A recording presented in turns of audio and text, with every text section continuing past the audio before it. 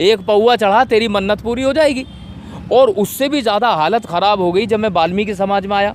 वाल्मीकि समाज में जाकर देखा तो वहाँ और नए तरह के देवता हैं। वहाँ कलवा पौन, सबल सिंह पौन, नथिया चौकी, बुलखिया, ये देवताओं के नाम हैं। और वहाँ बड़ा अजीब सा है कि हर परिवार में एक भगत होगा। भगत समझते हो? भगत वो होता है जो ईश्वर की स्तुति करते हुए और मंत्र पढ़ता है और बीमारियों का इलाज करता है। तो वाल्मीकि समाज में एक ऐसी धारणा है कि अगर बुखार हो गया तो बुखार होने पर बच्चे को डॉक्टर के पास नहीं ले जाना। क्या करना है?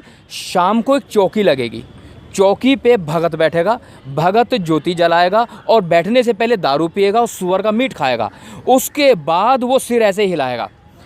वो लोग पूछेंगे क्या हुआ, कि ये कलवा पौन आ गए। कलवा पौन का देवता है उनके, कलवा पौना। वो ऐसे गर्दन हिलाएगा और पूछेगा बताओ क्या बात है। तो उससे लोग पूछेंगे कि बाबा जी ये जो मेरा बेटा है इसे बुखार आ रहा है। बुखार आ रहा है? बुखार तो आएगा ही, रड़क आ रही है। कि बाबा कौन सी रड़क है? अबे तूने 6 महीने से बच्चा करा। कोई बच्चा करने का मतलब एक छोटा सा सुअर का बच्चा, उसको काटेंगे, उसकी बलि चढ़ाएंगे, फिर उसका मीट बनाएंगे और दारू पिलाएंगे इसे कलवा पौन को। तो तूने 6 महीने से बच्चा करा कोई? कि नहीं करा। तो चल बच्चा कर, तब होगा। उस बच्चे को करने में कम से कम 5,000 रुपये का खर्चा होता है। और अगर 5,000 रुपये खर्च करने के बजाय वो 100 रुपये डॉक्टर के ऊपर खर्च करता तो बच्चा जल्दी ठीक हो सकता था। और 5,000 रुपये वहाँ खर्च। अच्छा, 5,000 रुपये हो सकता है वो कर्जा लेकर के आया हो। तो उससे क्या हो रहा है? एक तो धार्मिक अंधविश्वास है। धार्मिक अंधविश्वास के चलते हुए रूढ़िवादिता बढ़ गई है। रूढ़िवादिता बढ़ते हुए अशिक्षा की तरफ समाज जा रहा है। अशिक्षा के चलते हुए आर्थिक स्थिति कमज़ोर हो रही है। मतलब ये हुआ पूरा का पूरा अंधकार, अंधेरा है पूरा।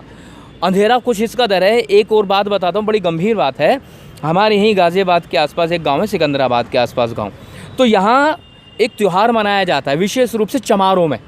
चमारों में त्यौहार मनाया जाता है। उस त्यौहार का नाम है बसौड़ा। सुना है नाम कभी? नहीं सर, नहीं। आज पहली बार सुना। हाँ, इस त्यौहार का नाम है बसौड़ा। इस त्यौहार में क्या होता है कि जो महिलाएं हैं वो घर में वो बनाती हैं पूड़े कहते हैं उसको। और चने की दाल होती है, हल्दी होती है। तो एक टोकरी में रख कर के जाते हैं और किसी सड़क के किनारे, अच्छा विशेष रूप से वो जगह होती थी जिन्हें चावड़ भूमिया कहते थे। चावड़ भूमिया कहते, ये समझ लो जब पहले हमारे लोगों को मंदिरों में जाने का हक नहीं था तो वो क्या करते थे बेचारे गरीब, गांव के बाहर ऐसे 2 ईंटें लगा देते थे यूँ, और वहाँ ईंटें लगा के वो समझते ही चावड़ भूमिया बन गई। फिर उसकी पूजा करते थे क्योंकि कीड़ा था ना, वो पूजा करनी है। तो ऐसे ही वहाँ पर वो बसौड़ा हुआ, बसौड़ा पूजने जा रहे हैं।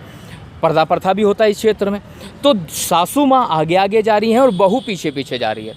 सासू माँ को चलते चलते उन्हें सुसु महसूस हुआ, यूरिन प्रेशर महसूस हुआ, तो वो बैठ गई। वो जैसे ऐसे टोकरा लेके बैठी और यूरिन पास किया। उसके बाद क्या हुआ, जैसे उठी तो टोकरी में से पूड़ा गिर गया और थोड़े से चने के दाने गिर गए।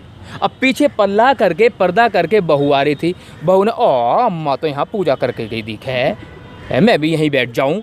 तो वो पीछे से आई और उसने भी एक पूड़ा वहाँ रख दिया, कुछ चने की दाल डाल दी और वो कुछ हल्दी डाल दी। पानी तो पहले से पड़ा, मैं भी थोड़ा सा पानी डाल दूँ। उसने पूड़े भी डाल दिए, चने की दाल डाल दी। अम्मा वहाँ पेशाब करके गई थी लेकिन उसने पूजा कर दी। गाँव के सारी महिलाएं पीछे आ रही थी, अरे यहाँ भी पूजा हो रही है। तो उन्होंने वहाँ पर उसकी पूजा करनी शुरू कर दी। तो मेरे जैसा एक बंदा देख रहा था, उसने कहा तुम पागल हो गई हो, देख भी रही हो क्या हुआ? वो बूढ़ी अम्मा यहाँ पर पेशाब करके गई थी, तुमने यहाँ पूजा कर दी।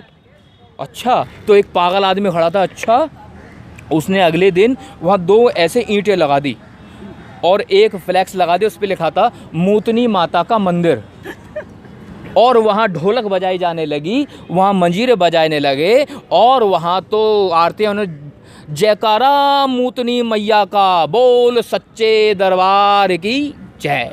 तो ये हाल है इस समाज का।